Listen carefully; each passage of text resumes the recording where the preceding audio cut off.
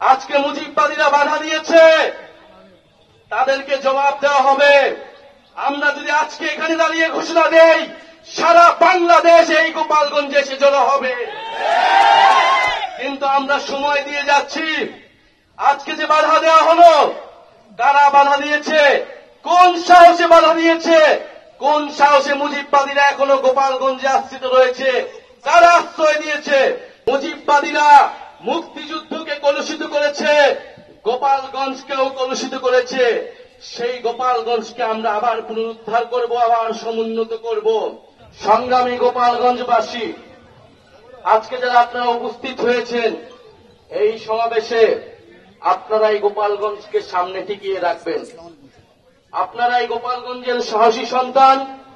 আমরা জানি, যদি আজকে বাধা না দেওয়া হতো, যদি যে ধরনের ভয় ও আতঙ্ক তৈরি করা হয়েছে সেটা যদি না করা হতো, গোপালগঞ্জের সাধারণ জনতা এখানে লোকে লোকারণ্য করে ফেলত।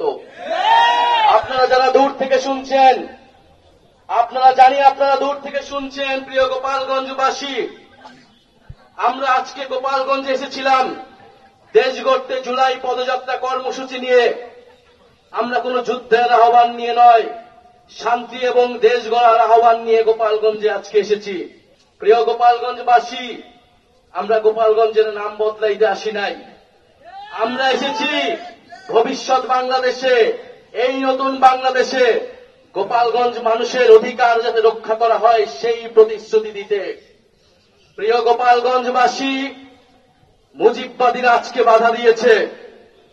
গণ অভ্যুত্থানের মধ্যে আমরা বলেছিলাম, বাধা দিলে বাঁধবে লড়াই, সেই লড়াইয়ে জিততে হবে এবং সেই লড়াইয়ে আমরা জিতেছিলাম।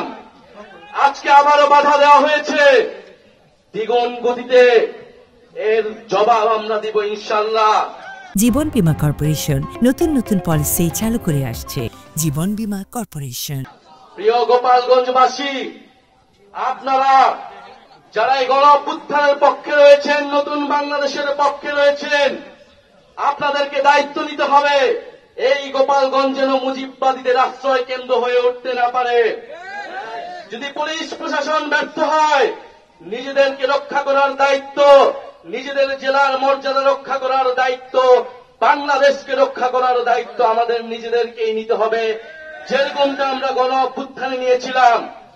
প্রিয় গোপালগঞ্জবাসী, আমরা আজকে এতটুকুই বলতে এসেছি, গোপালগঞ্জ নামে এই বাংলাদেশে, সামনের বাংলাদেশে কোনো বৈষম্য হবে না।